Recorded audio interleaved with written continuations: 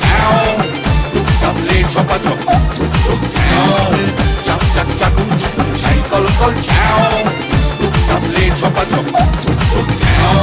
খুন্তি হাতায় আওয়াজ তুলে করছি কেমন রান্না, ও বাঙালি দেখে যারে কাইসা উষার রান্না।